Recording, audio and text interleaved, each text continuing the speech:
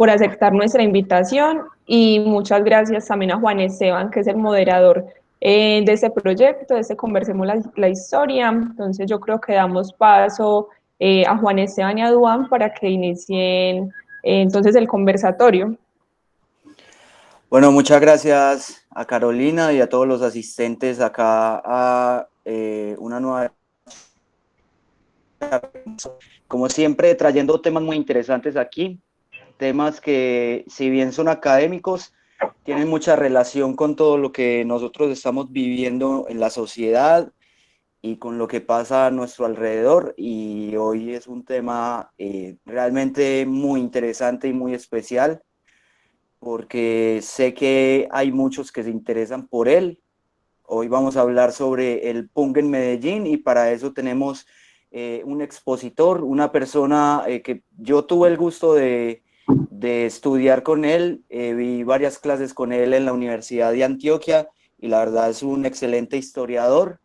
Estamos con Duan Alexis Blanco Hincapié, que nos va a hablar sobre el punk en Medellín, una historia de un movimiento automarginado de 1980 a 1995. Duan, ¿cómo está?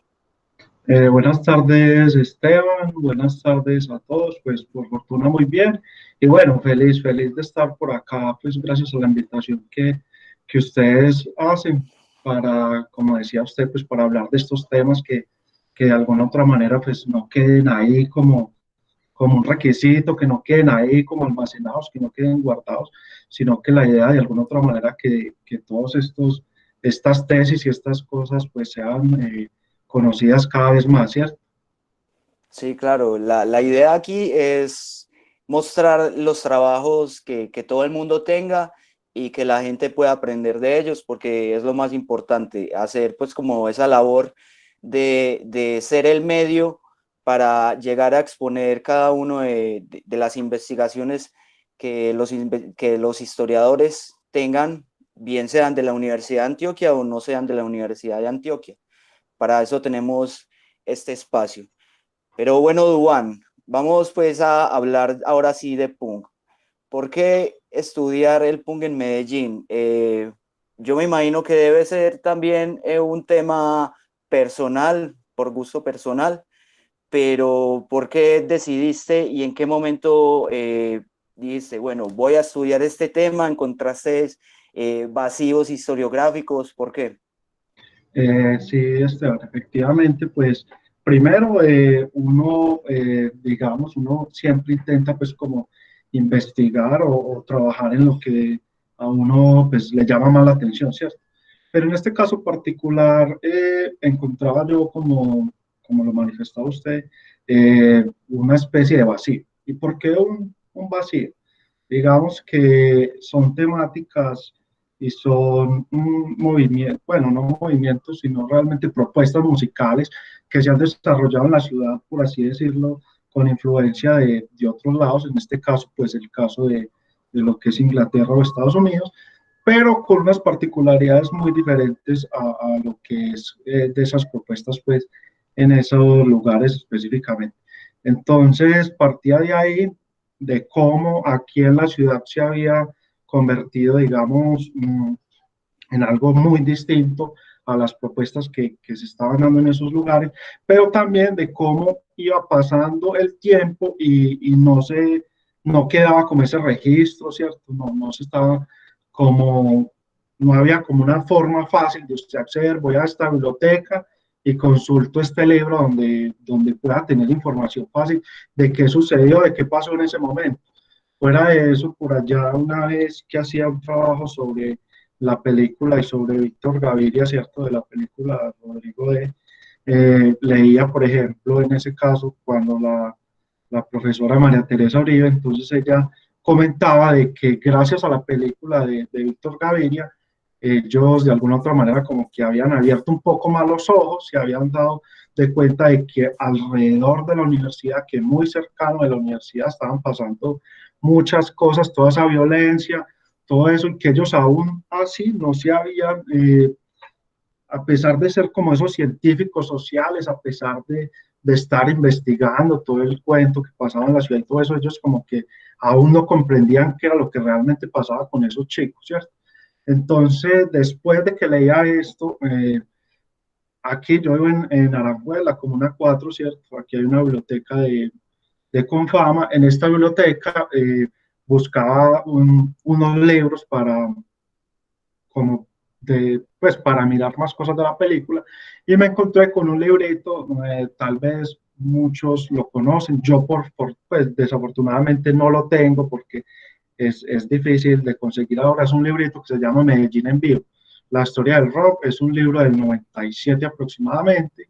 Me llamó la atención este libro, es en convenio con el Instituto de Capacitación Popular de Capacitación y la Corporación Región, ¿cierto? Del profesor Omar Urán. De pronto, no sé si ustedes tienen idea más o menos los trabajos del profe, todo ese cuento.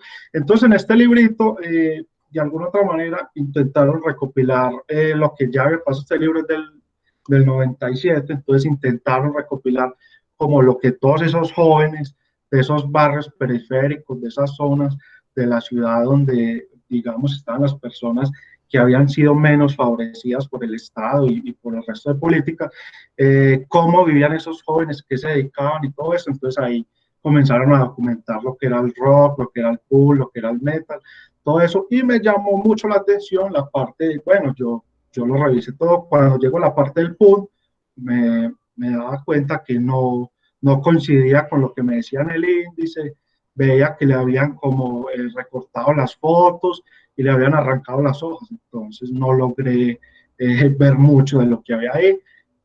Había otro ejemplar, voy al otro ejemplar y en uno le habían arrancado unas hojas y en el otro le habían recortado las fotos que se presentaban ahí, entonces y ahí pues como que me interesé mucho más porque digamos que alguien por querer conservar ese recuerdo, esa fotografía, finalmente lo que estaba haciendo era un daño gigante. Bueno, lo que terminó haciendo fue un daño gigante y el librito, la verdad, pues yo hasta el día de hoy no lo he podido ver completo.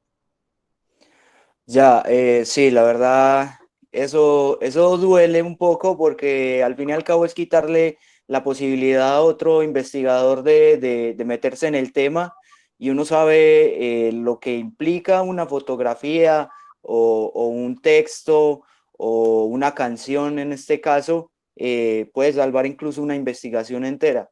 Entonces, sí, yo pensaba que era también por el tema de la censura. No sé si hubo bastante en el tema de la censura para esos años. Efectivamente, sí, pero digamos que tendríamos que revisar como la propuesta que se desarrolló aquí, algo, digamos, que no fuera pues como tan directo, solo de que el punk y todas estas corrientes de la música, digamos, metal, todo esto siempre fueron, por así decirlo, como satanizadas o como tildadas de estos marihuaneros, estos locos, estos ladrones, de pronto del metal o de los peludos, de los rockeros, entonces aún uno escucha, son satánicos, ¿cierto? Entonces eran así, la iglesia era el enemigo número uno de todas estas cosas, de pronto devolviéndonos un poquito acá algo que ocurrió en la ciudad, algo bien particular que fue el Festival Ancón, ¿cierto? En ese momento, si miramos, ahí es como un antes y un después. ¿Por qué? Porque ahí fue como la ruptura radical con todo lo que tuviera que ser con el rock, ¿cierto? Hippies Sí. que no se bañaban, hippies que no se bañaban, consumían marihuana, todo esto que hacían, no trabajaban, estaban por ahí en cualquier parte del centro, parchados a cualquier hora, así que a diferencia de antes, de cuando el rock fue algo así más moldeado como desde las élites y todo esto como para de alguna otra manera incursionar en una moda de primero pues ponerte a escuchar las emisoras que ellos eran dueños y después venderte la ropa de los artistas de rock que ellos promocionaban. Entonces era toda esa cadena, pero cuando ya llegan esos hippies que no están con ellos, sino que de de la misma iniciativa de ellos, dicen vamos a hacer un concierto, entonces llamaron a hippies de aquí, fueron por los de allá, y se encontraron todos acá en Medellín para hacer un concierto que no estaba patrocinado por nadie, sino por ellos mismos. Entonces ahí está esa ruptura, y desde ese día, créalas que hasta creo que hasta el alcalde tuvo que renunciar de la Sí, el época alcalde de Caldas tuvo que renunciar. por haber permitido la Sí, realización del concierto, ¿cierto? Y la iglesia encima y encima y encima, de ahí en adelante. Más un poco, pues, nos atrasamos ahí un poquito, pero después cuando seguimos ahí, entonces la cosa sigue igual, la iglesia sigue atacando, en esos diarios, digamos, tradicionales acá, creo que sabemos todos muy bien más o menos cuál es la línea del colombiano, cuál es la línea del mundo, ¿cierto? Entonces, en el colombiano uno encontraba muy poquita información, y las primeras noticias que se hablaban de Pura eran noticias malas. La vez que, pues, la vez que metieron a la cárcel al cantante de Sex Pistols, también a veces encontraba partecitas, digamos, de un corresponsal del colombiano en otro país que decía, ve, la canción de metal de tal banda, si se pone al revés, dice que adoran a Satanás, que practiquen los abortos y cosas así, ¿cierto? Entonces, más que censura, también era mucho satanizarlo mucho. Y también, ya de pronto más adelante, que hablemos de otros temas, pero era que le cerraban también mucho las puertas. Entonces, no sé, digamos, para esos primeros discos que se debieron hacer y todo eso, las empresas que habían acá, normales, pues, que aún se escucha, Discos Fuentes, todas estas grandes empresas musicales, entonces ellos lo que hacían era hacer un LP, digamos, de salsa, de música tropical, todo ese, o en su defecto de vallenatos, y sabían que producían bastantes copias y se vendían, pero cuando llegaban unos rockeros en ese entonces, porque todavía no se distinguía entre metaleros, punkeros y todo eso, pues ahí me le decían, no, eso aquí no lo podemos grabar, ¿cierto? No podemos grabar eso acá porque primero que todo era difícil encontrar los instrumentos y segundo que todo, pues no voy a afectar la imagen de mi empresa, ¿cierto? De mi sello musical grabándole a unos satánicos y marihuaneros, ¿cierto? sí, es claro pues que después de Ancón cambió todo, porque Ancón fue el momento de la liberación en Medellín. Esa idea de tratar de emular el Woodstock, el festival más grande del mundo para ese entonces, la verdad aquí abrió muchas puertas para que mucha gente se fuera uniendo al rock, al punk, a engrandecidos haces, pero para que no se vuelva una conversación, Duan, entre usted y yo, como siempre, la gente si tiene preguntas, las puede escribir en el chat y ya en un momento yo las leeré, se las transmitiré a Duan y obviamente él responderá a cualquier duda.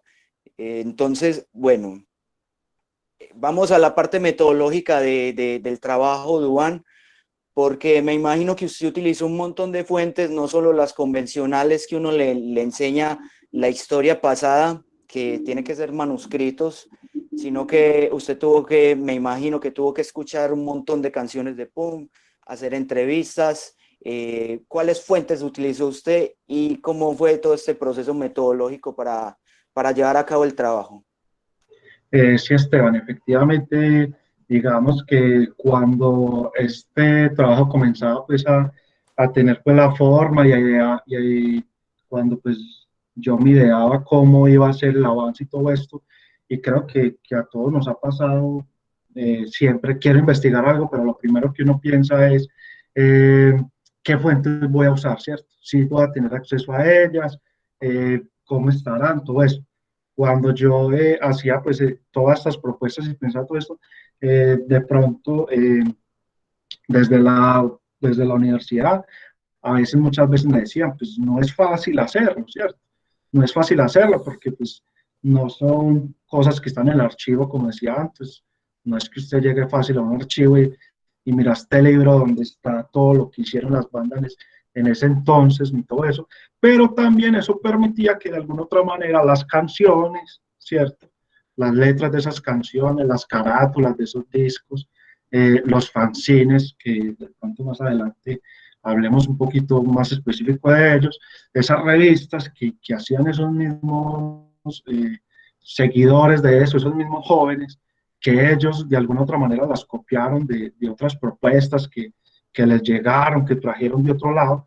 Esas cosas hoy en día es complejo encontrarlas, ¿cierto? Porque no son como un libro que lo pueden encontrar fácilmente en una biblioteca, sino que se quedaron en manos de coleccionistas. El primer acercamiento que tuve a una colección considerable de esto es una fanzinoteca que está ubicada en Bogotá, ¿cierto? Ellos tenían allá una gran variedad de fanzines de todo Colombia, ¿cierto? No tenía los números completos en el momento que yo los consulté, y después ellos, creo que por una convocatoria de esas que lanza la alcaldía en Bogotá, logran hacer un libro donde recopilan todos estos fanzines de Colombia, ¿cierto?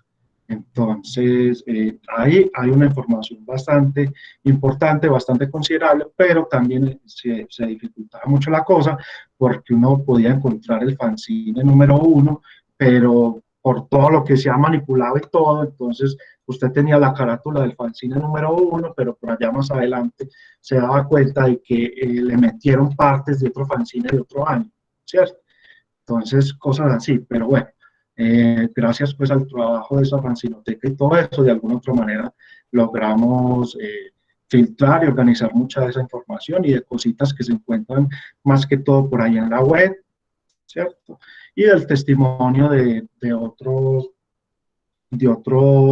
compañeros que de alguna otra manera pues se han interesado como en construir la memoria como de este movimiento punk en Medellín, que de alguna otra manera, como comentábamos ahora, pues está como apenas comenzando, ¿cierto? Entre ellos hay uno muy importante, es el hermano de la profesora Alba David, ¿cierto? Carlos David. Él hizo un trabajo, de pronto no sé, Juan Esteban, si usted lo habrá visto, que se llama Malavierba, eh, que se enfoca más que todo del punk, pero como bueno, en Castilla, como en esa zona noroccidental, ¿cierto?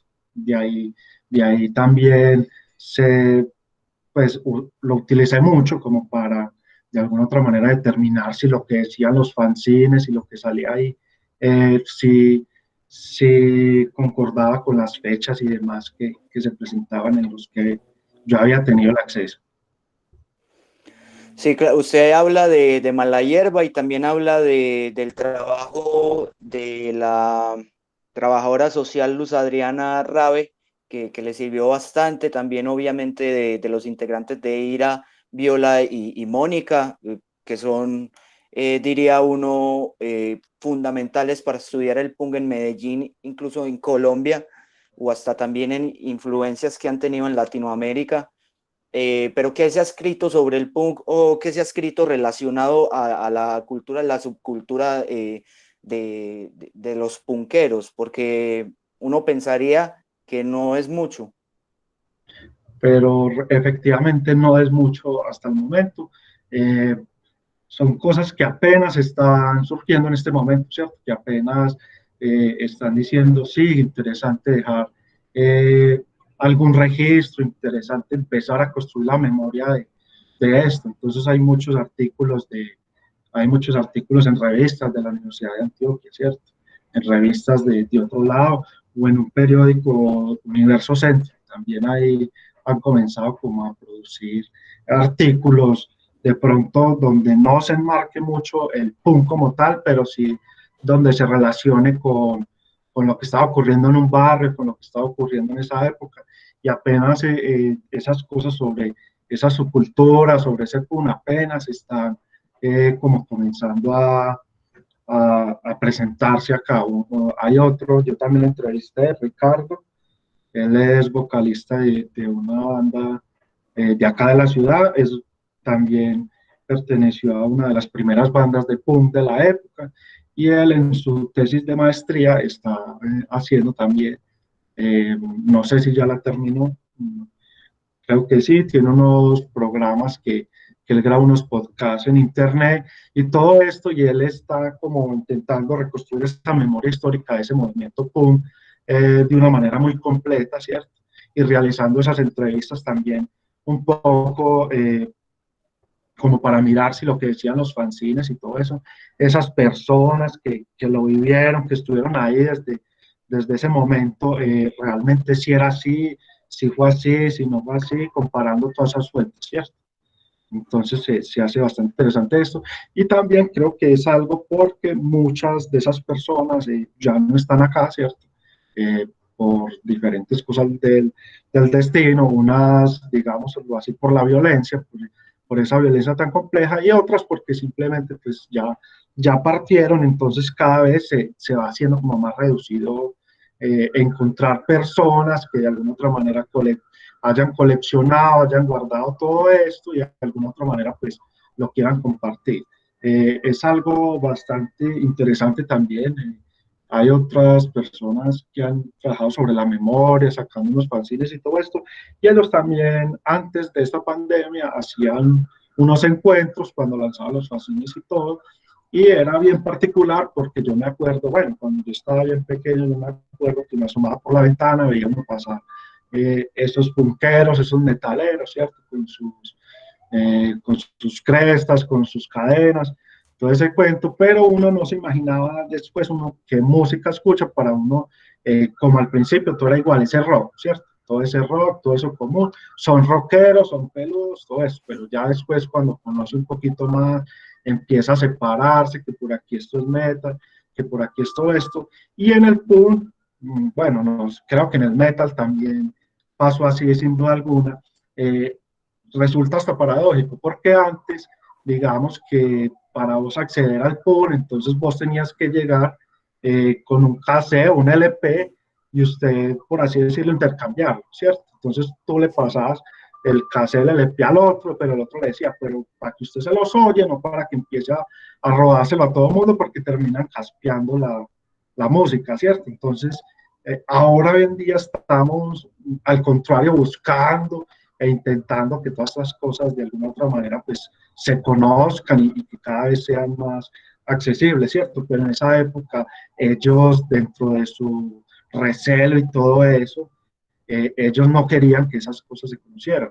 Creo que también es importante lo que encontraba yo ahí, que muchas veces cuando se organizaban conciertos, ellos decían, no le podemos contar a todo mundo, porque no falta el que llega al concierto a cagarnos el parche, no falta el que nos llame la policía, entonces eran conciertos que se organizaban y él, pues no invitaban a cualquiera, ¿cierto? Para que tuviera una invitación tenía que ser una persona de confianza o que conocía esto, porque muchas veces esos conciertos se hacían, digamos, en una cancha, ¿cierto? Llegaba la policía, esto aquí no se puede hacer, me cierran todo, apagan todo, y si se los querían llevar, se los llevaban, les quitaban todo y después los soltaban pues de nuevo, porque realmente, pues, y finalmente usted no estaba cometiendo un delito, pero sí estaba, digamos, alterando el orden público. O no faltaba el que, es que yo no soy de este parche, voy a ir a cagar el parche a los de allá, entonces llegaba y les dañaba el concierto. Sí, claro, uno se imagina los parches de punk tradicionales, un parche en un bar underground donde se podían esconder a hacer el pogo, a darse patas, saltar, ¿cierto? O los parches también en las terrazas que eran típicos en Medellín. Pero usted habla mucho de la década de los 80 y ahí nos vamos al título que usted pone en 1980 a 1995 y esto tiene mucho que ver con el tema de la violencia y el tema del narcotráfico en Colombia. Y usted lo menciona también en el trabajo. ¿Qué influencia tuvo estos dos factores sociales en la llegada del punk a Medellín y como un movimiento de protesta y rebeldía en contra al Estado? Sí, efectivamente, aunque acá yo creo que es importante también hacer como como una aclaración importante, ¿cierto? Y es que, digamos, si uno lo analiza de todas las formas, de toda la información que se tiene, si uno compara todo esto, uno finalmente se da cuenta de que el narcotráfico estaba ahí, ¿cierto? Y todo eso empezó pues primero con el auge pues de la marihuana, ¿cierto? Después como con el contrabando, de todo lo que podían hacer, y después cuando ya se dan cuenta lo rentable que podría ser el tráfico de cocaína, entonces ya ahí sí hay un auge bastante complejo que cambiaría, por así decirlo, hasta la historia de la ciudad y que hasta el día de hoy sentimos los coletazos de esto, no solo de la ciudad, sino del país. Pero no quiere decir que estén, digamos, de la mano, que si el uno no hubiera estado, el otro no se hubiera dado, no, son, digamos, que están ahí en paralelo. Eso sí, lo que sí no podemos dejar por un lado es que ese narcotráfico, ¿cierto? Todo eso afectó en gran medida a los barrios donde residían los pelados que les gustaba el punk, el metal, el rock, todas estas cosas. Aunque bueno, también me imagino y sé que había encontrado y lo coloqué también en la investigación, de que también habían punqueros del Poblado, por ejemplo, ¿cierto?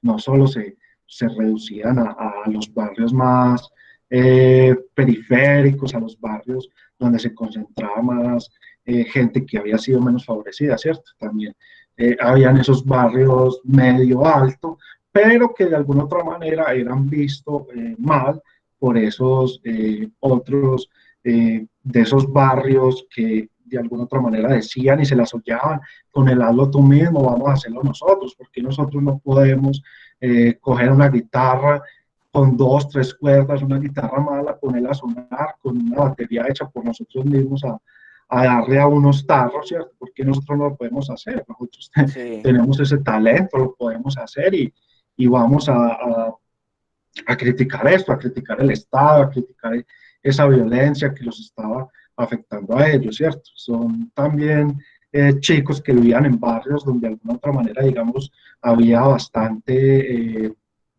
como ese trabajo social, como ese convite, barrios que eran como muy unidos, ¿cierto? Entonces, a la hora de vamos a buscar quien nos colabora por organizar el parque, pero ellos también buscaban al señor que yo que sé, que sabía organizar una guitarra, entonces, cómo me puede usted hacer sonar esta guitarra que me suene como eléctrica?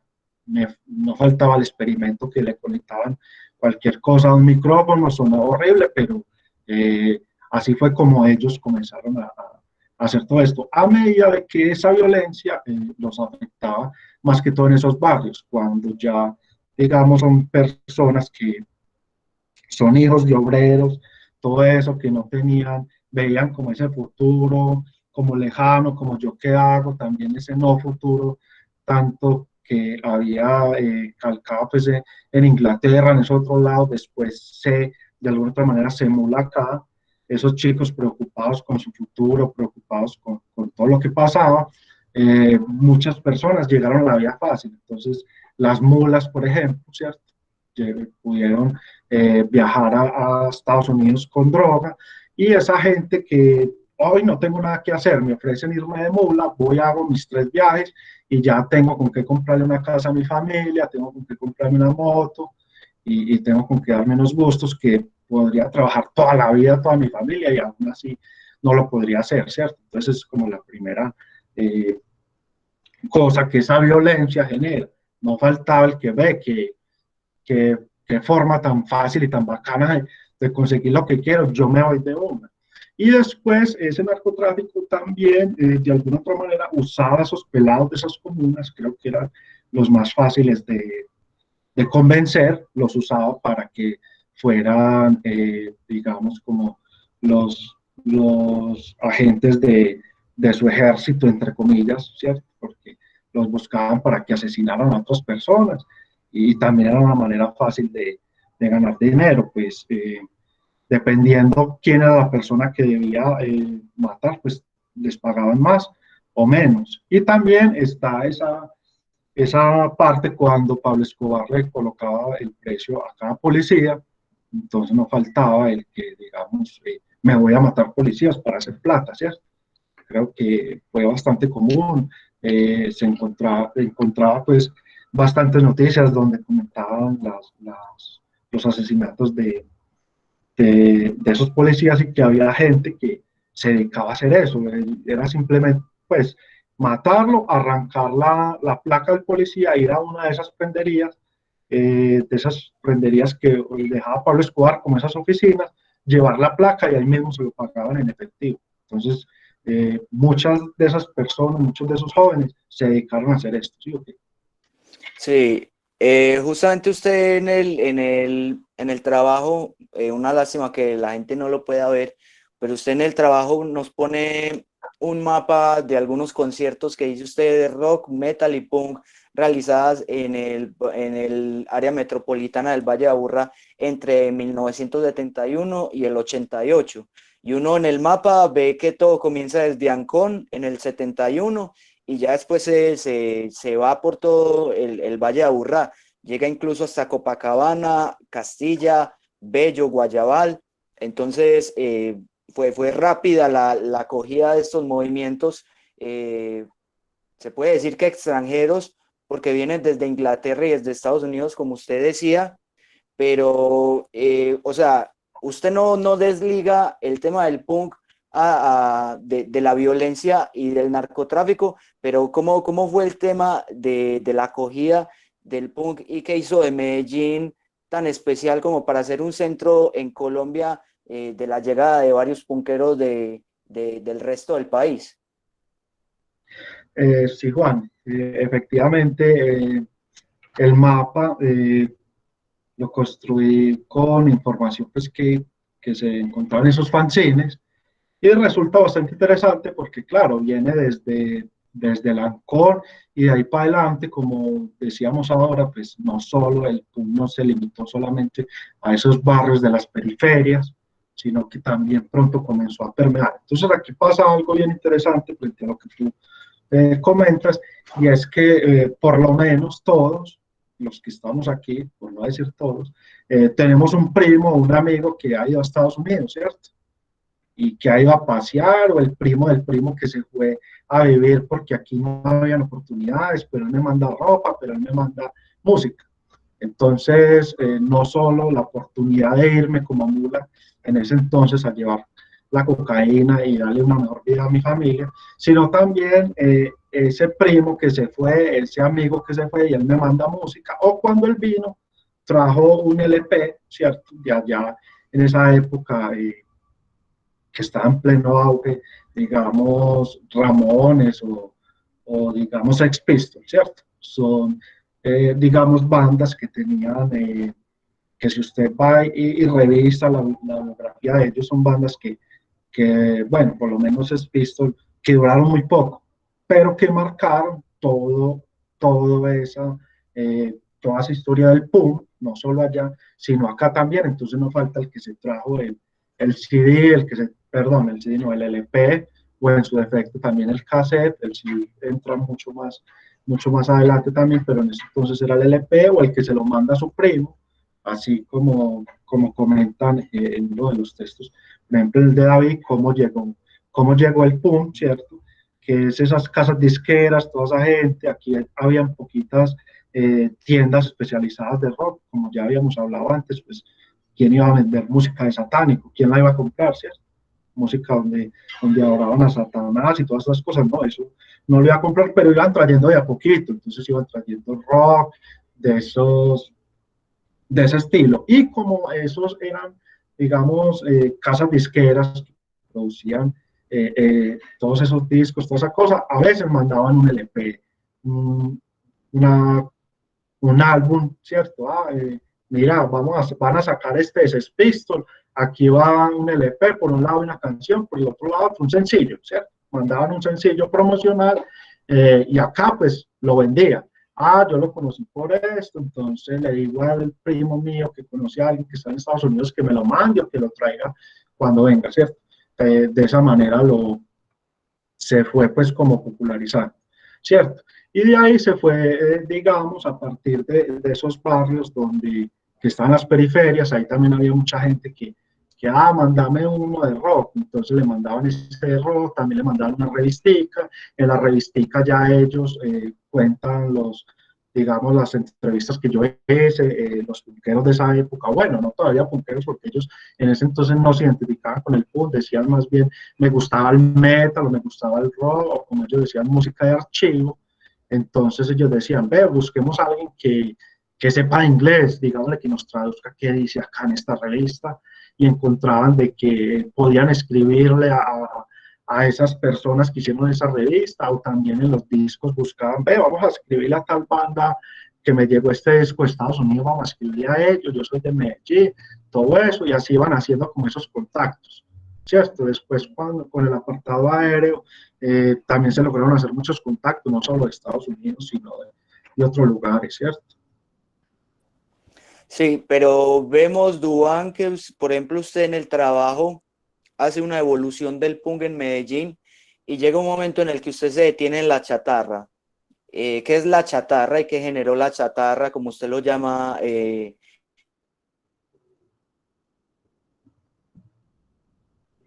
punk? Juan, sí, qué pena, te escuché solo que sobre la chatarra, no te escuché bien. Sí, que yo te decía, Duván, que usted hace un paralelo y una evolución del punk en Medellín y usted se detiene un momento y dice que entre 1986 y el 90 que llega la chatarra. ¿Qué generó la chatarra y qué representó la chatarra en el punk en Medellín? Ah, bueno, Juan, sí. Entonces, digamos que al principio era un sonido, digamos que aquí no se tenían esos instrumentos ni los equipos para que el punk pudiera de alguna otra manera, pues, para que se pudiera interpretar, ¿cierto? Para que ellos lo pudieran hacer. Entonces, ¿qué hacen ellos? Como comentábamos ahora, cogen una guitarra normal, la vuelven eléctrica, cogen unas canecas y la vuelven una batería, y con eso ya, bueno, montan sus letras, digamos, influenciadas por lo que escuchaban de otros lados en inglés. Ellos, digamos, acá se iban criticando, digamos, a la falta de oportunidades, criticando la violencia, criticando ese abandono del Estado, ¿cierto? O esas buenas costumbres, o cansados también de que a toda hora les estuvieran haciendo el feo, de que ellos iban a un lugar y lo rechazaran, ¿cierto? O como hablamos ahorita más adelante, y lo rechazaban. Ellos de alguna otra manera construían sus instrumentos, organizaban sus cosas y producían un sonido que pues realmente no era el mejor, ¿cierto?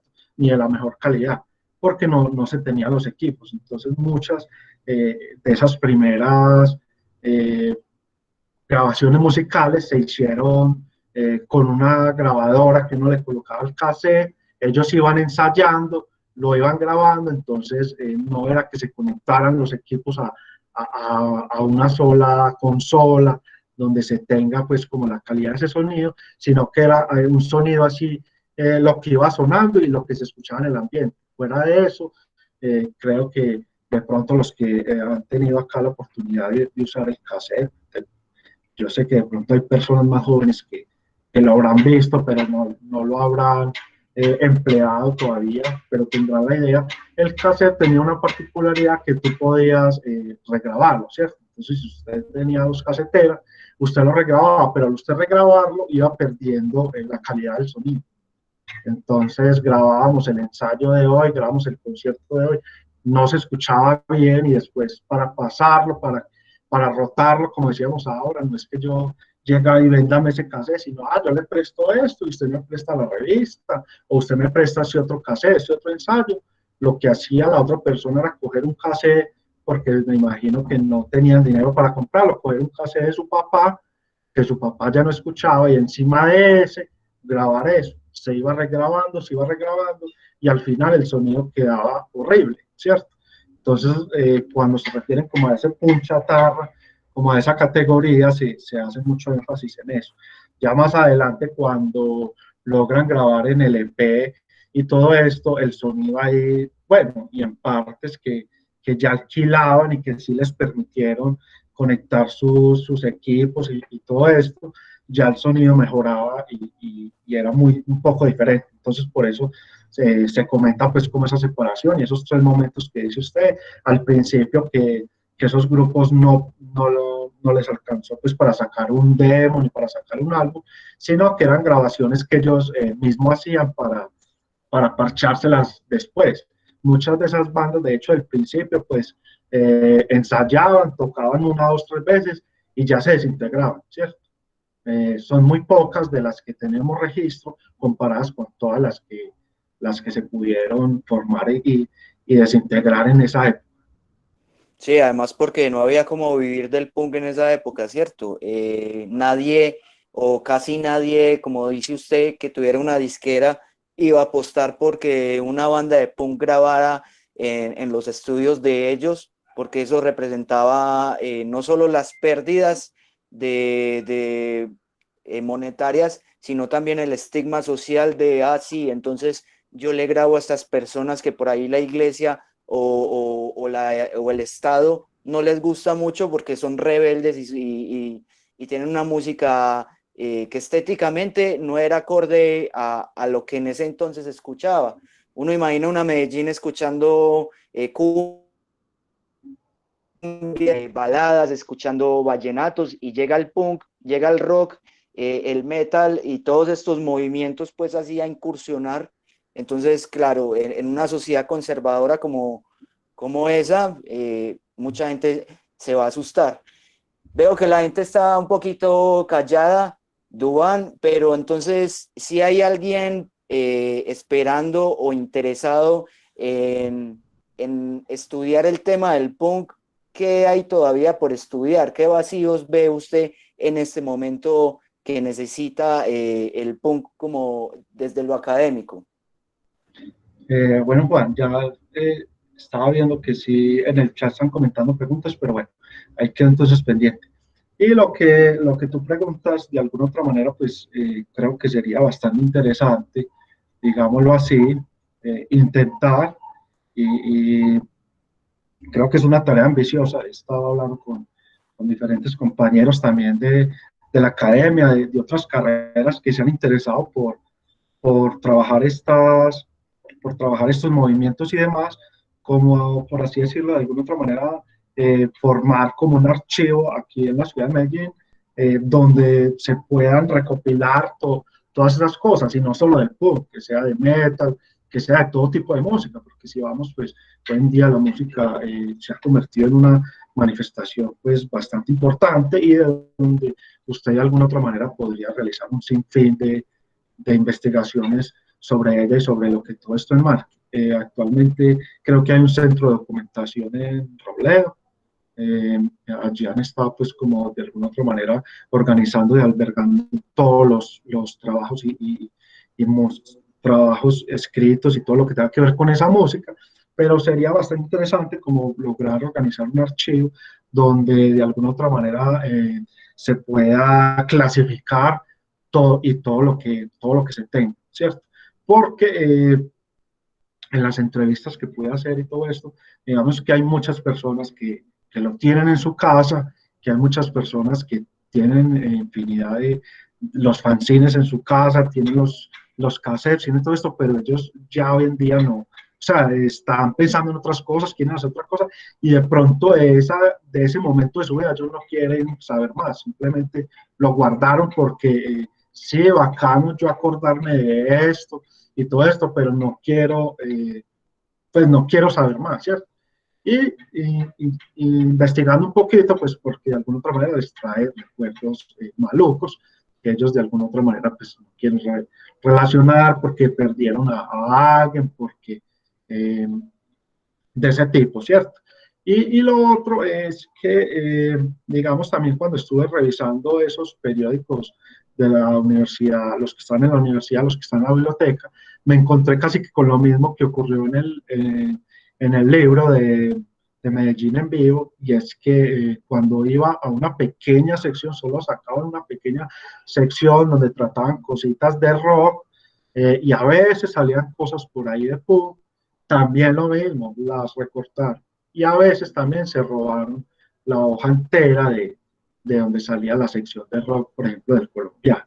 Eh, por fortuna, en el colombiano tienen un archivo bastante interesante donde está de forma digital todos todos los números, uno lo puede filtrar. El problema es que está digital, te dan un tiempo, entonces solo te dejan entrar con el cuaderno, el lápiz, te dan un tiempo, usted revisa por encima, todo eso. Ya si usted quiere mirarlo en una parte como la Universidad de Antioquia, no lo vas a encontrar porque muchas de las fechas que yo iba a buscar, muchas de las páginas que trataban el rock, de Vicky Trujillo, de toda esta gente que también trabajó en Veracruz Estéreo, que trataban de estos temas, de alguna otra manera las retiraron, les arrancaron las fotos y todo esto. Entonces creo que sería también bastante interesante que de alguna otra manera los trabajos y todo lo que se está haciendo en el momento, pues se pueda de alguna otra manera, primero que todo, organizar, como decía, en un archivo, ¿cierto? Y también pues que se pueda de alguna otra manera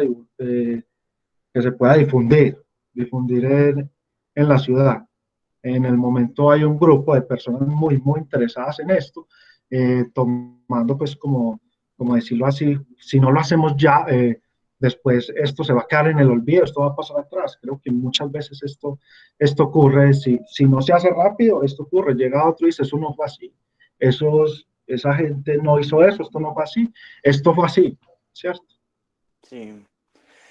Bueno, entonces ya que la gente se está animando, Duván, Felipe Castaño dice que en el libro En Vivo, la historia de Medellín, sí, él dice, Medellín en Vivo, la historia de Medellín hace referencia a grupos de punes que en los 80 vivían cerca de Moravia. Él dice que los llamaban los Mortigans. Valentina Montoya Vallejo dice que ella quisiera que usted, Duan, le comentara qué había encontrado en los fanzines. Ahora mismo uno puede encontrar múltiples expresiones como la poesía, crítica social, dibujo, historietas. ¿Qué recursos utilizaban y sobre qué cosas? Listo, vamos primero con la de Valentina y después con la del otro compañero, ¿cierto? Entonces, creo que los fanzines que logré pues de alguna otra manera rastrear, ellos tienen, digamos, como dos momentos, ¿cierto?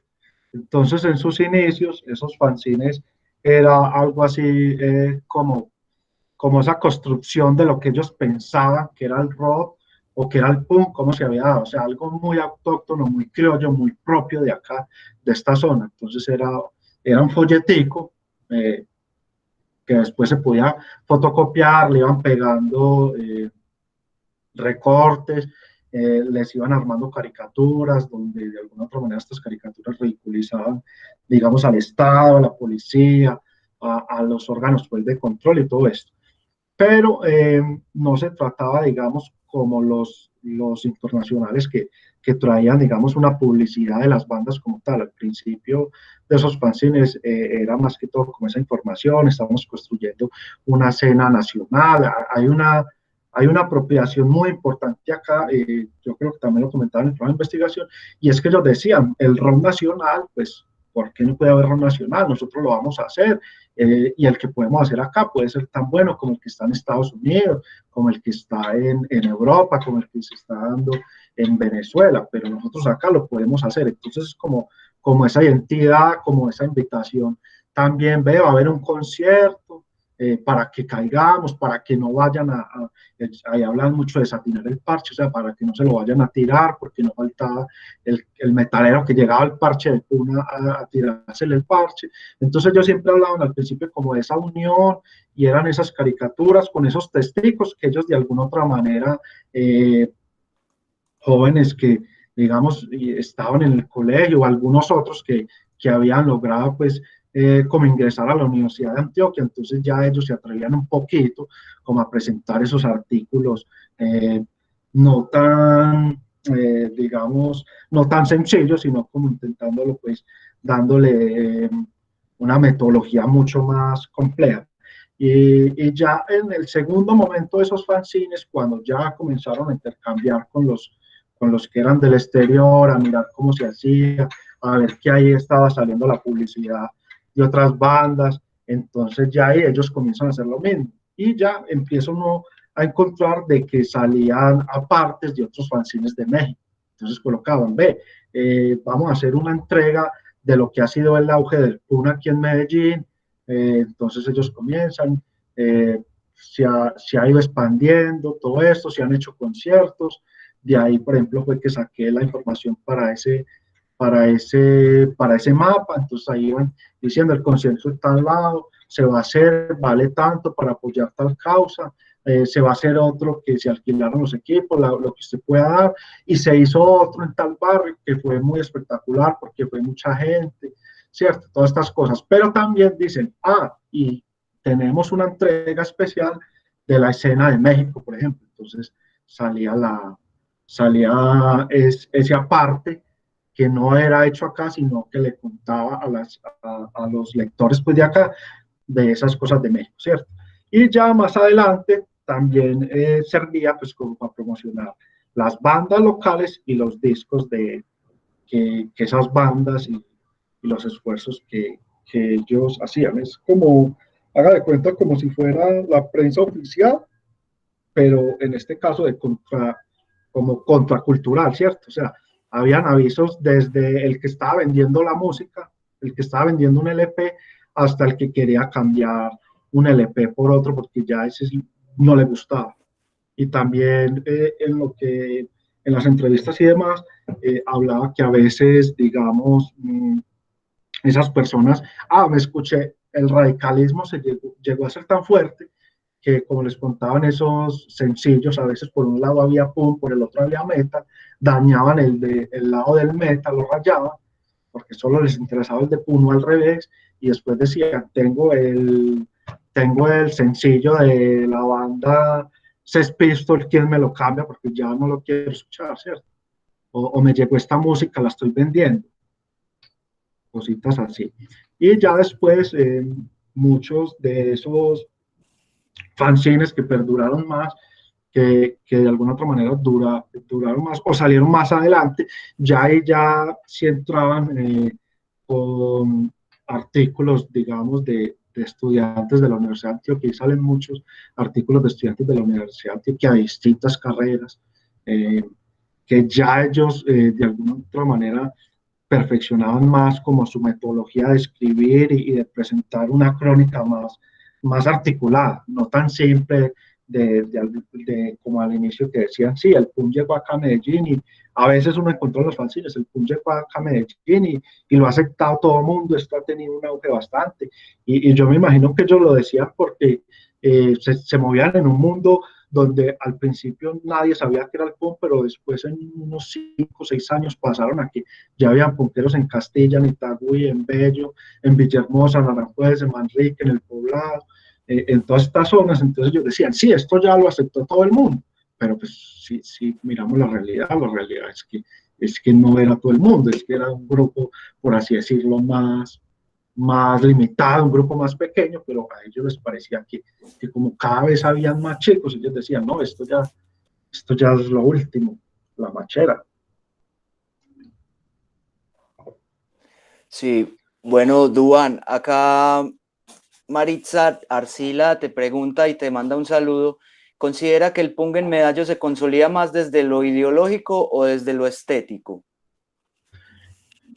Bueno, al principio desde lo estético, ¿cierto? Y ya después desde lo ideológico, porque también la pregunta que hacían ahora sobre los fanzines, entonces en esos fanzines también es importante aclarar que al principio el punk llegaba acá como que, sí, bacano, estos pelados por allá están haciendo este tipo de música, criticando a todo el mundo, criticando al gobierno, criticando la situación, pero no se llevaba pues como esa ideología de qué vamos a hacer.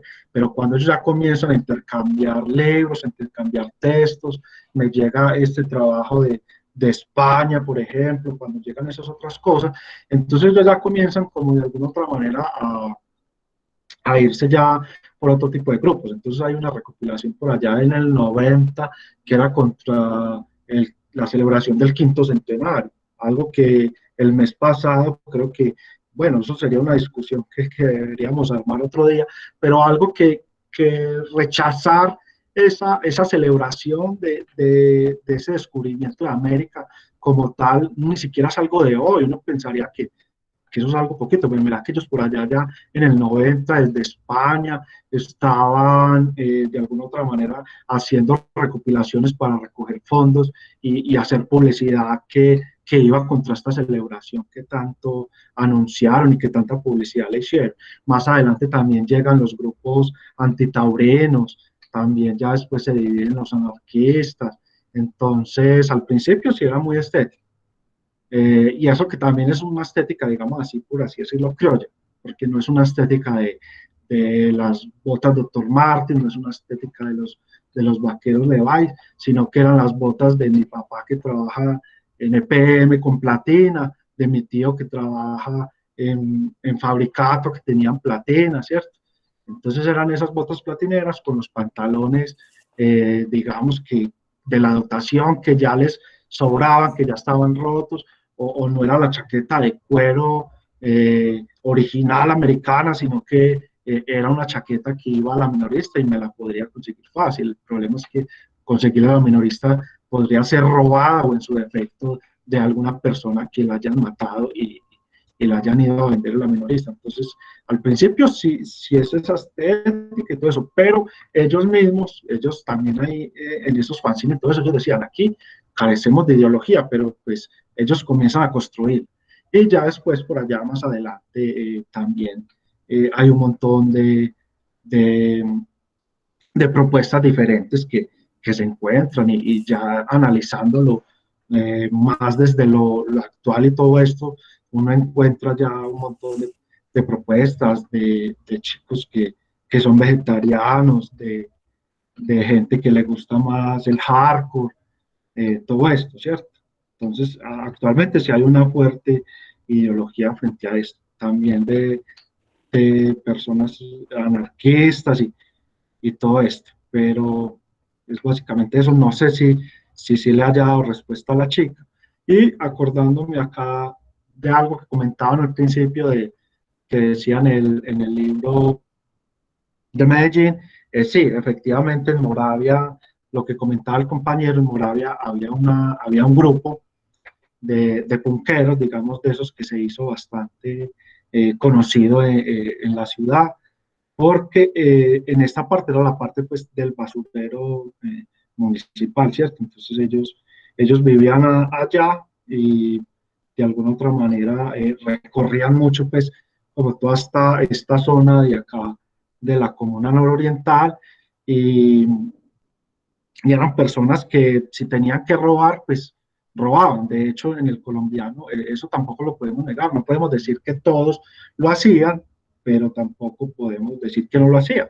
Entonces, en el colombiano, por ejemplo, creo que ahí en la investigación también hay una parte donde dicen que los barrios estaban en una época de bastante violencia, en una época bastante compleja, entonces ya el hacerse en una esquina era bastante peligroso, porque llegaba una camioneta oscura de esos escuadrones de la muerte que lo veían a chicos en una esquina tarde de la noche, ¿no? Eso está muy raro, estos pelados, quién sabe qué están haciendo aquí, pues toca desaparecerlos, entonces tocó mucho como que esos grupos se desplazaron hacia el centro.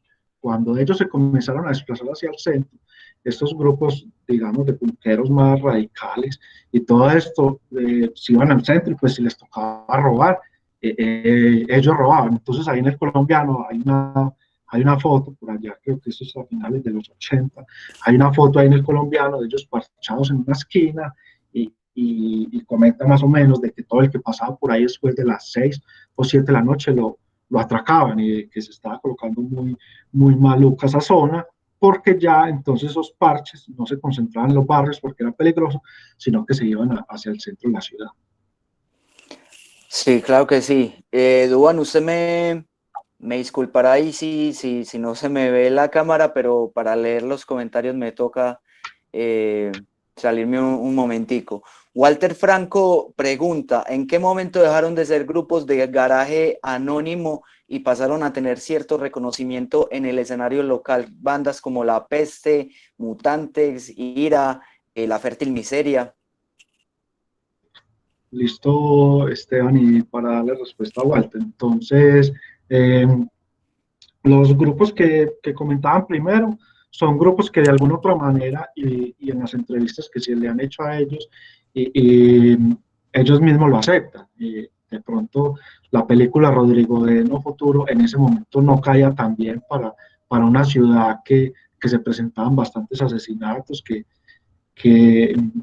que ser joven era un peligro, que salir a la esquina de abajo era cruzar una frontera casi que te mataban. Entonces, cuando esa película sale, bastante criticada por unos, digamos que por otros, pues de alguna otra manera mostraba lo que, no mostraba la realidad como tal, porque hay dos historias que habría que separar, digamos, por un lado la historia de los metaleros, de los punqueros, y por otro lado la de las personas que decidieron esa vida fácil, pero esa película de alguna otra manera permitió que, sacando a Ira y a Fertiliceria, que son bandas que están, digamos, un poquito más adelante, aunque Ira sí están bien, pues, desde los principios, pero ellos no salieron en esa película, no salieron en ese disco. Entonces esas bandas, por así decirlo, las conocen y se conocieron gracias a esa película, ¿cierto? A esa película y a ese LP que se pudo producir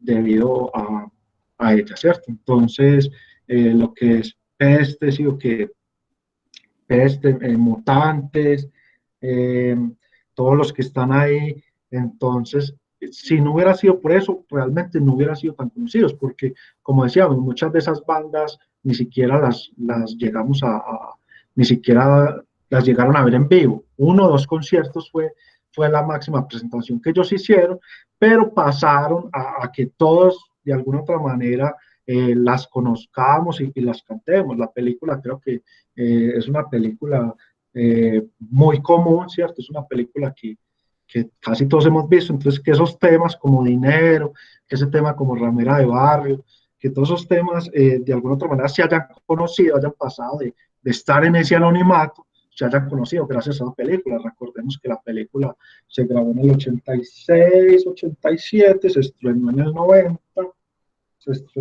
90, sí, eh, con bastante publicidad, por así decirlo, porque era la primera vez que una película colombiana iba a Cannes, entonces no solo fueron espectadores de acá, también fueron espectadores a nivel internacional, entonces ya esas bandas ahí dejaron de ser anónimas, y de pronto ya frente a Ira y Fértil Miseria, ellos, digamos, Ira sí está desde muy temprano, ellos, por así decirlo, tuvieron como la oportunidad de poder grabar un LP, el primer sencillo, Barquicidio, que se llama, ellos lo grabaron, 500 copias, de pronto lo que decía Juan Esteban ahora, pues no es lo mismo de vos producir música tropical, música bailable, 3.000, bueno, no, 3.000, no, 20.000 copias, que sabes que las vas a poder vender no solo en Medellín, sino en todo Colombia, a producir 500 copias de un LP de Ira, Barquicidio,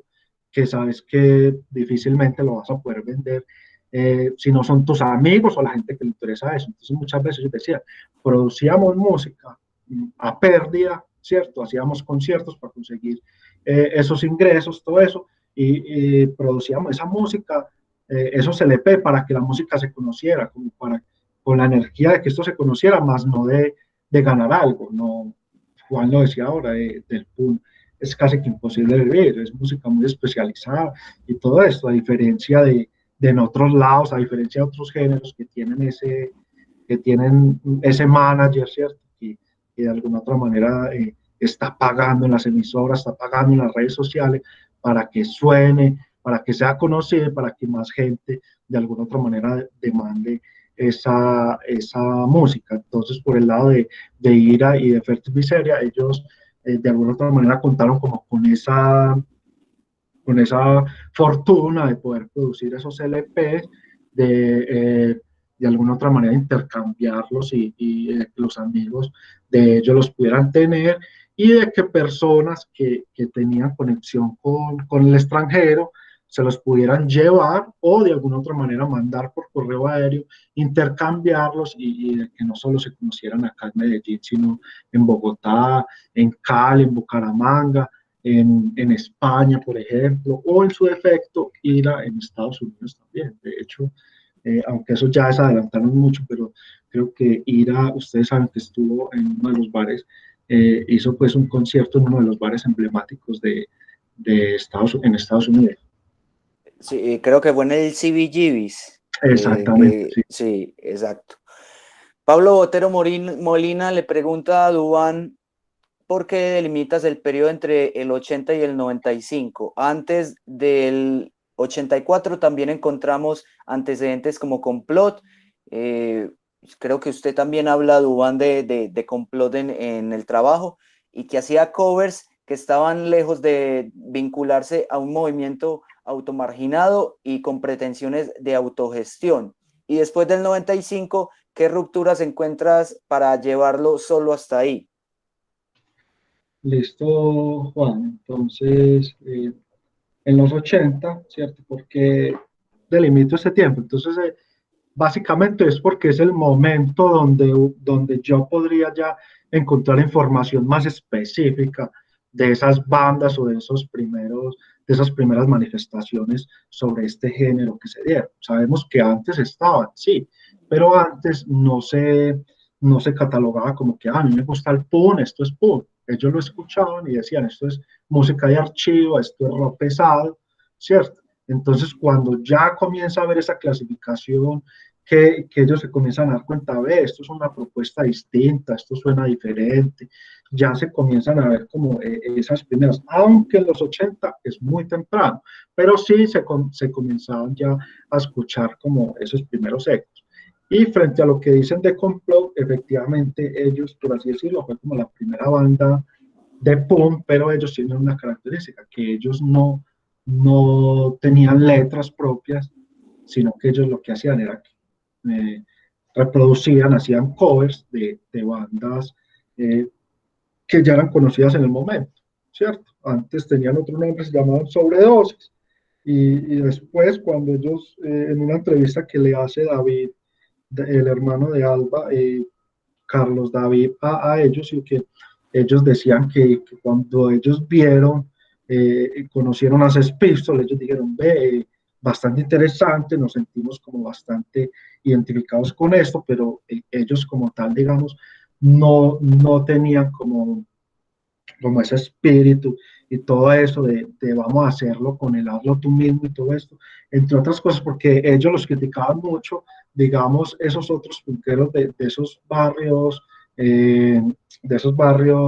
de Castilla, de otro lado, porque ellos vivían como para la parte de Laureles, como para la parte del estadio, los papás de ellos de alguna otra manera los patrocinaban para que ellos pudieran comprar o en su defecto alquilar la guitarra eléctrica, alquilar la batería, alquilar esos equipos que no cualquiera lo puede tener, entonces, por así decirlo, ellos era como más algo de cover, como más emulando eso, aunque bueno, también es importante decirlo porque ellos fueron los primeros que a pesar de que esa prensa, ¿cierto? Esa prensa tradicional, a pesar de que en el colombiano, pues salir en el colombiano con una propuesta de rock era muy difícil, ¿sí o qué? Ya por lo que habíamos dicho, ellos varias veces salieron ahí, promocionando también uno de los conciertos, creo que lo comenté ahí en el trabajo de investigación, el de Argos, cuando fue acá en Medellín, un concierto que hasta el día de hoy pues genera bastantes dudas de por qué en su defecto termine Pablo Escobar con su campaña Medellín sin tugurios patrocinando, pues bueno, no sabemos si patrocinando, pero por lo menos en la boleta decía, pues patrocina Pablo Escobar y Medellín sin tugurio, ¿cierto? Sí. Entonces, cosas bastante interesantes ahí, pero eso permitió que Complot, con NAS y otras agrupaciones que digamos, por el lado, apenas estaban como intentando entrar en eso de conocer qué es PUN y bueno, interpretémoslo como lo escuchamos tal cual. Por ahí están varias de las grabaciones, pero no como tal de decir, venga, ¿qué es eso? ¿Por qué está sonando así? Venga, armemos una canción donde cuestionemos la poca oportunidad que nos ha presentado el Estado acá en esta comuna, acá en este barrio. Como ellos no lo hacen, entonces hagámoslo nosotros. Exacto. Vamos entonces con la próxima pregunta, Duván, que pregunta acá el señor Daniel Rodríguez. ¿Medellín es la puerta al rock en Colombia y basado en mi experiencia fue el punk el inicio de todo. En los 90 para un rockero en Barranquilla era indispensable haber visto la película de Rodrigo de Víctor Gaviria, donde se plasma la importancia del punk en la vida de los jóvenes de las comunas de Medellín. El punk fue un escape, un desahogo a esa violencia que ya fue mencionada aquí. Bueno, fue más como un comentario ahí del compañero Daniel Rodríguez, mientras que Cristian Correa sí nos pregunta, le pregunta a usted, Duan, ¿en qué momento empieza a salir como esa contra de la ideología punk, como los skin, tomando los skin por ese lado neonazi o ultraderechista, no por el lado de Jamaica y el ska? Me entra la curiosidad porque no sé si tiene información acerca de ello. Pues la verdad es algo que es como más contemporáneo, por así decirlo. No es que sea algo tan de atrás, pero de alguna otra manera, pues lo que uno sabe y lo que también por la temática y por lo que uno ha buscado, de alguna otra manera, pues recordemos acá cómo quedaron las naciones en Europa después de la Segunda Guerra Mundial, ¿cierto? Y qué crisis debieron ellos enfrentar después para organizar, entre comillas, esas economías. Es que si usted mira Inglaterra, pues ellos eran casi que, por así decirlo, un gran imperio, y después de la guerra vienen esas crisis, los dejan a ellos en cero, o también si vamos al inicio de cuando el nazismo y todo esto, pues el auge que ellos tienen es aprovechando esas crisis.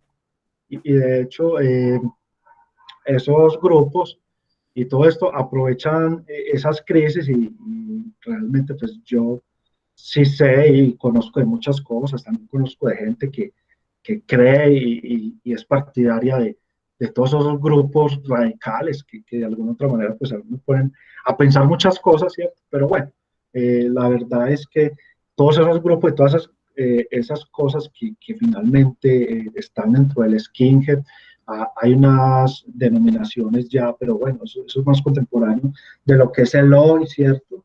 De lo que es el hoy, o más radicales de lo que es lo conocido como el rock anticomunista, ¿cierto? El RAC, bandas en España muy comunes de esto, de donde son temas que emulan ese odio hacia los pobres, ese odio hacia los suramericanos, pues a todo lo que sea de Suramérica. Eh, Esos odios en Alemania, creo que también hay propuestas de este tipo convencionales, y no solo de skinhead, también hay otro tipo de propuestas que se consideran RAC, ¿cierto? Sí, Entonces, claro. desde ese punto de vista, a mí realmente me parece contradictorio, más que todo, pues para nosotros, parados, pues digamos, en América Latina. Si vemos Sí. y lo que hemos hablado, pues mirábamos y creo que muchos de los que están acá y todo compartirán la opinión de que listo, el PUN de Estados Unidos, el PUN de Inglaterra, todo eso, allá de una manera, allá, digamos, también eso de las estrellas del rock, que también son bastante criticadas en ese PUN español, por ejemplo, dice contra los Rolling Stones, contra esas grandes estrellas del rock que de alguna otra manera son máquinas para hacer plata, con ese andamiaje, con ese mercadeo, con todo esto, ¿sí? Entonces, que aquí se presenta diferente, aquí es todo lo contrario. Usted mismo lo decía ahora, aquí no hay quien, digamos, sobreviva por el PUN, sobreviva por hacer PUN. Hay personas que han contado y bandas que han contado con mejor suerte, porque hacen bien su trabajo, porque saben de alguna otra manera crear contactos aquí, crear contactos allá. Pero aquí se da de una manera totalmente diferente, ¿cierto? Una manera muy criolla, de una adaptación de que, listo, sí, la filosofía, hazlo tú mismo, listo, hagámoslo nosotros. Aquí no hay pantalones Levi's, aquí hay pantalón de empresas públicas roto. Entonces yo me parcho ese pantalón, no hay botas Dr. Martin, me parcho las platineras que ya están desgastadas, que ya están usadas. Entonces, en cuanto a los skins, pues eso es lo que pienso y la información que tengo. Aunque también sé de eso, del hoy y de esos skins tradicionales y ese otro tipo de músicas que de alguna otra manera permearon bastante allá en Inglaterra y que de alguna otra manera gustaron bastante. ¿Sí o qué? Sí, claro que sí, Duan. Acá Felipe Castaño dice un comentario, un elemento para destacar del punk y el rock en Medellín es que los primeros rockeros eran hijos de padres que en ocasiones venían desde el campo, desplazados de la violencia política y la migración en busca de trabajo. Y hace una pregunta, ¿considera usted, Duan, que hay una memoria histórica rockera en Medellín? Totalmente de acuerdo a lo que dice el compañero, sí. En esos barrios fue donde más se arraigó, a pesar de que tampoco podemos desconocer de que las personas que pudieron viajar, que trajeron consigo sus discos y revistas también, pero sí se hizo más popular en esos barrios más marginados y esa memoria realmente, la verdad, y por eso es ese trabajo de investigación, es antes de, porque ya el año pasado, este año, han salido muchas manifestaciones que siempre quieren rescatar esa memoria. El año pasado estuve en varios encuentros, varias cositas que se hacía de esto, pero creo que a pesar de que hay un pasado ahí, de alguna otra manera, que uno podría sentirse identificado. A mí me gusta el rock, no desde muy pequeño, pero sí si hace buen tiempo, ¿cierto? Medellín es identificada sin duda alguna como una ciudad rockera, bueno, Bogotá también, pero los procesos y todo lo que aquí se dio, sin duda alguna, necesitaría y sería muy bueno que de alguna otra manera se abarcara más esa memoria histórica. Está muy débil porque a pesar de todo esto, aquí las prioridades son otras, aquí llega una moda, una música distinta y cada vez arrastra más gente, ¿cierto? Aquí un artista en el momento tiene un canal de YouTube con 15, 20 millones de suscripciones y saca un video esta noche y al otro día ya tiene 10, 20, 30 millones de reproducciones, ¿cierto? Esa diferencia. Entonces, mucha de esa gente que de alguna otra manera quedó allá, le gustaba el rock, todo esto, pasa a otras cosas y ya no se siente como tan identificada con esto. Entonces, sí, se pierde mucho esa memoria corta. Sí, bueno, acá Valentina Montoya Vallejo hace una pregunta que a mí me parece muy interesante, que yo también la tenía en mente, y es las mujeres en el punk que encontró usted, Duan. ¿Encontraste en esas posiciones alguna crítica dentro de los fanzines, canciones, a los relacionamientos afectivos y sexuales? ¿Podría uno rastrear algo del anarcofeminismo? Compa, pues digamos que en esa época es un poco difícil rastrearlo de esa manera, pero sí uno, digamos, encuentra unas cosas que lo sorprenden de alguna otra manera. Hace poquito estaba en un conversatorio de una banda de chicas, una banda de punk, de unas chicas de acá de Medellín, que creo y logré entender que se habían como acercado por esta pandemia, habían hecho una banda y sus letras y su propuesta era de alguna otra manera pues denunciando todo lo que ellas estaban viviendo en este momento, que de alguna otra manera nos mandaron a encerrar así obligados y todo esto. Entonces, en ese momento, en esa época, se estaba revisando fanzines y todo esto, el papel de la mujer, de alguna otra manera, o sea, es una escena machista, ¿cierto? Eso no lo podemos negar, ¿cierto? De hecho, muchas veces, y a veces encontraba uno que, digamos, en ciertos momentos, a las mujeres le decían, pero usted qué está haciendo acá, usted no puede estar acá. Y fuera de eso también la sociedad, pues si a un rockero, si a un metalero, si a un punkero lo veía mal, la sociedad, ahora imagínese usted una mujer, ¿cierto? Ahora imagínese usted una mujer que se parche con ellos en una ruina, ahora una mujer que se quede en la calle hasta tarde, que vaya a un concierto a hacer puño y pata Sí. con otra y en su defecto con hombres. Entonces, desde la misma sociedad, sí que era bastante pues, mal visto, la escena era machista, uno de esos casos, un tema que decía ahora, el tema de ramera de barrio, pues si usted lo escucha en este momento, de alguna otra manera es un tema bastante pesado, bastante complejo, pero que mucha gente conoce, por eso mismo, por Rodrigo D., por SLP, por esos temas que de alguna otra manera se hicieron más famosos, que salieron, lo que decía ahora Frank Walter, que salieron de ese anonimato, que se hicieron más conocidos, pero si usted lo analiza con lo de hoy en día y todo, uno dice, este tema es horrible, la verdad, pero Sí, se convirtió casi que en un clásico, ¿cierto? Entonces rastrear esas cosas es un poco complejo de la época, pero por allá más adelante, cuando ya después, comenzando los 90, llega Fértil Miseria, una de las bandas, digamos, de las primeras bandas de mujeres, liderada por mujeres y donde su mayoría eran mujeres, ellas ya entran con una propuesta donde de alguna otra manera llegan con un mensaje, o sea, los hombres están acá, listo, bien, lo hicieron todo, pero no son los únicos, nosotras también lo podemos hacer.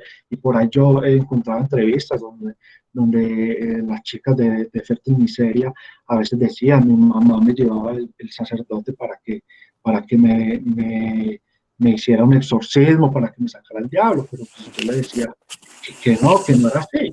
Entonces es llegar también en esa escena que de alguna otra manera estaba bastante satanizada, todo ese cuento y decir, pues sí, somos mujeres y también tenemos derecho de hacerlo y hacerlo a nuestra manera. Y de ahí para adelante con esa banda y con todo eso empieza la mujer a tener ya un papel, entre comillas, más protagónico, ¿cierto?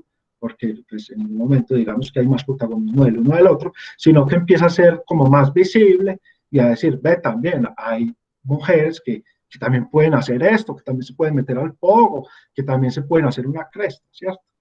Eh, claro. Hay importantísimo, y de pronto de la pregunta que hace la compañera, creo que me imagino que las debe conocer, en el caso de Bogotá, Policarpa, la agrupación Policarpa, ahí hay una chica, de hecho, de ellas que es historiadora, entonces por ese lado creo que tiene maestría también, entonces creo que por ese lado, de alguna otra manera, sí podríamos, y ellas también han estado trabajando mucho de eso, cuestionando mucho el papel que ahora y que también la mujer ha jugado en esto, no se trata solo de hablar de uno y del otro, también es importante rescatarlo. Claro, además también la influencia de Mónica Nira, que fue grandísima para el tema de la mujer en el punk colombiano y que yo he tenido amigas y he conocido personas que me han dicho que se han inspirado en ella pues como eh, para, para tener ese referente. Ya vamos pues con el último comentario porque ya nos vamos acercando al final y Lorena Moreno dice que incluso en el pogo las mujeres han sido bastante excluidas. He escuchado comentarios tipo al pogo no es para nenas. Sí, todavía se maneja ciertos comentarios, pero yo creo que ya hay un poco de cambio en este aspecto. Y Duan, ya para finalizar, la última pregunta, ¿el punk está muerto o todavía no está muerto? No, efectivamente yo diría que no, al contrario, lo que les comentaba ahora, no, digamos que el PUN no tiene ese representante, no tiene ese manager y todo, pero de alguna otra manera con las redes sociales y con todo esto se la ha sabido sortear. En el momento hay bandas bastante interesantes. Eh, Creo que todos los que están acá por lo menos lo han oído nombrar, Los Sucios, por ejemplo. Hay otra propuesta también de acá, Manicomio Punk, y son bandas que ya han hecho giras en Europa, por ejemplo, ¿cierto? Entonces, y Fértil Miseria también es una de las primeras bandas que hizo una gira grande por Europa. Entonces, cuando uno creería lo mismo que pasó de pronto cuando ya corto ahí en el 95, porque ya cuando llega el CD, cuando ya llega eso, ahí creen que el punk comienza a decaer, pero mentiras es que hay como una pausa y después salen aprovechando que ya se puede, yo puedo grabar un CD desde un computador, desde todo eso, que hay una facilidad de que se pueda sacar, ahora es más fácil sacar 200 copias de un CD que 200 copias de un LP, porque simplemente grabo el original y el original y las grabo. Entonces hay como esa pausa y después de ahí del 95 para arriba, otra vez comienza ese auge, ya que de alguna otra manera nosotros no lo notemos y no lo veamos, pues es diferente, pero a veces a mí que me da por seguir a esta banda de aquí, a esta banda de allá, antes de esta cosa, ¿cierto? Uno encontraba concierto de Pune en Itagüí, ¿cierto? En el parque de tal de Itagüí, en la cancha de tal de Itagüí. Entrada, un cuaderno, entrada, útiles, entrada, un juguete. Y son conciertos de bandas que de alguna otra manera, pues, de esas, por así decirlo, anónimas, pero que muestra que la escena todavía está ahí. Entonces, suele tocar una banda que sea ya un poco más conocida, con otras que de alguna otra manera están comenzando, que están empezando, y es una escena muy movida, ¿cierto? Es una escena bastante movida. De pronto, en los altavoz, cuando se han traído bandas de punk, creo que de alguna otra manera se ha evidenciado todos todos los seguidores de estos grupos que hay, desde los que tienen mayor edad hasta los más pequeños.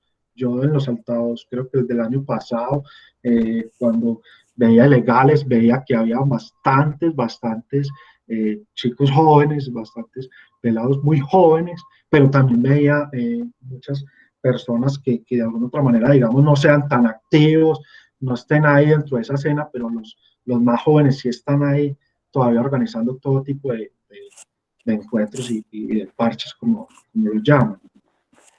Bueno, Duván, muy interesante, la verdad. Fue 1 hora y media la que estuvimos acá. A todos los que asistieron, darle las gracias porque desde que comenzaron a copiar sus preguntas y sus comentarios, la verdad no pararon.